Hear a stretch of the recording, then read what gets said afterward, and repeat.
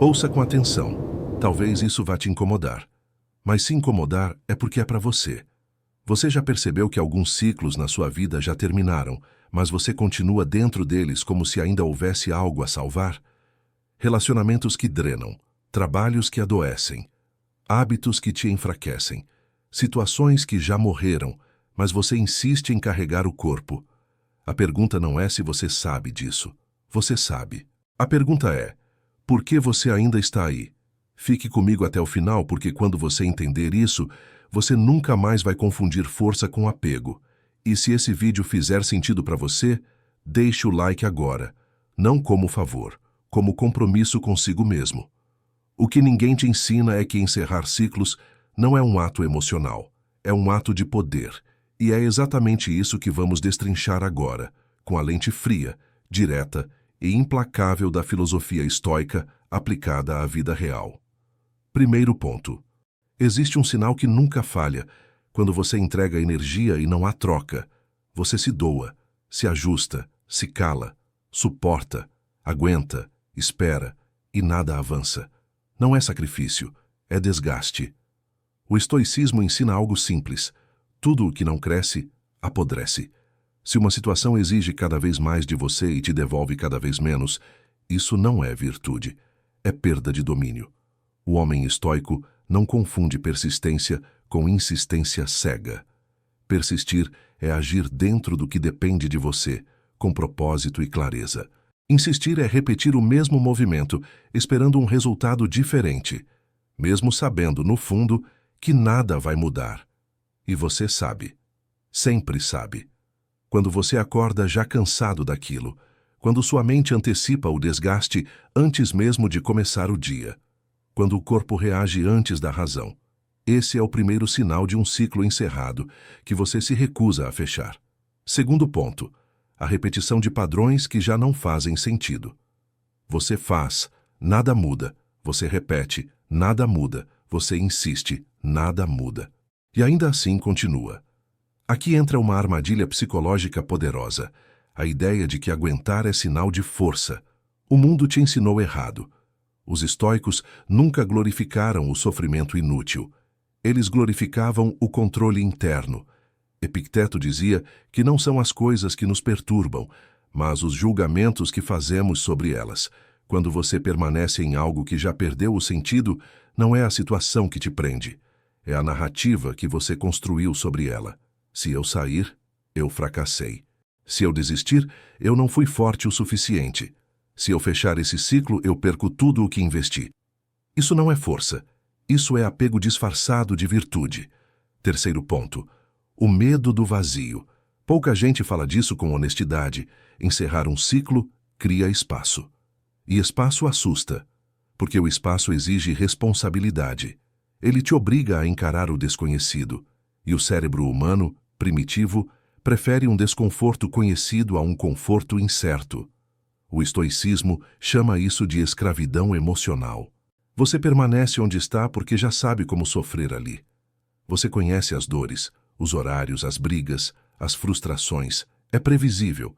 Sair exige coragem, porque te coloca diante da única coisa que o ego odeia, o não sei. Mas aqui está a verdade dura. O vazio não é um inimigo. Ele é um campo fértil. Marco Aurélio escreveu que a perda não é nada além de mudança. E mudança é a lei da natureza. Se você se mantém em algo apenas para evitar o vazio, você não está vivendo. Está adiando o confronto consigo mesmo. Quarto ponto. O apego ao que já foi bom. Essa é uma das armadilhas mais cruéis. Você não permanece pelo presente. Você permanece pelo passado. Você se agarra à memória de quando aquilo funcionava, quando fazia sentido, quando havia troca, quando havia alegria. Mas o estoico vive no agora, não na nostalgia. O passado não tem poder sobre o presente, a menos que você entregue esse poder. E toda vez que você tenta reviver o que já foi, você sacrifica o que poderia ser. O ciclo não te prende porque ainda é bom. Ele te prende porque já foi. E isso é perigoso, porque você começa a viver para tentar recuperar algo que não existe mais e ignora todas as evidências de que o tempo passou. Quinto ponto. A falsa ideia de fracasso. Mudar de direção não é perder, é recalibrar. O estoicismo não mede valor pelo tempo investido, mas pela coerência com a razão. Você pode ter passado anos em um trabalho, em uma relação, em um projeto. Isso não te obriga a morrer ali. O erro não está em sair. O erro está em continuar apenas para não admitir que você mudou.